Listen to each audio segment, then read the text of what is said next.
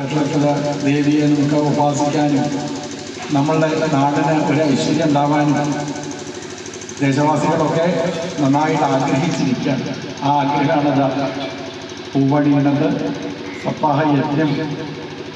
അതുപോലെ നമുക്ക് നടത്താനായിട്ട് സാധിച്ചു. എല്ലാ കൊല്ലവും സപ്താഹ യജ്ഞം നമുക്ക് നടത്താൻ സാധിക്കട്ടെ. ദേവിയുടെ അനുഗ്രഹം നമുക്കിതാ ഉണ്ടാവട്ടെ. അത് ചെറിയ രീതിയിലൊക്കെയാണ് പന്തൽ വേണമെന്ന് വിചാരിച്ചത്. പക്ഷേ അതൊക്കെ വളരെ നല്ല രീതിയിൽ രാജാവ് കുടിലുണ്ടാക്കില്ല, രാജാവിനെ ഉണ്ടാക്കുള്ളൂ കൊട്ടാരം ഉണ്ടാക്കുക.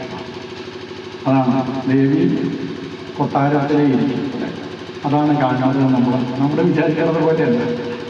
നമ്മൾ ചെറുതായിട്ടൊന്ന് തിരിച്ച് കെട്ടിയാൽ മതി എന്ന് വിചാരിച്ചു കഴിഞ്ഞാൽ അവിടെ നിന്ന് ആയിരിക്കില്ല, ഭഗവതി ഇരിക്കും.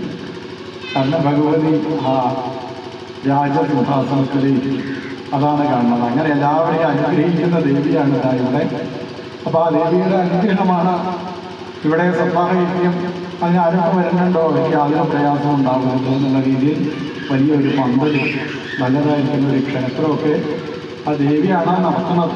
ഉദ്യാനം പശ്യതി, ഉദ്യാന പാലകം എന്ന പശ്യതി പറയും.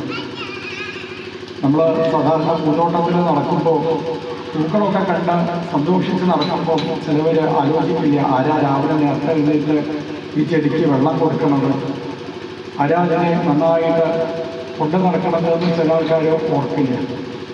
ആരാ കൊണ്ട് നടക്കുന്നത്? ആ തോട്ടക്കാരൻ്റെ.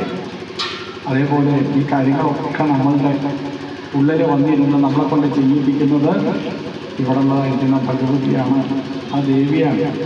ആ ദേവി വിചാരിക്കുന്നവർക്ക് ഇവിടേക്ക് എത്തിച്ചേരാൻ സാധിക്കും.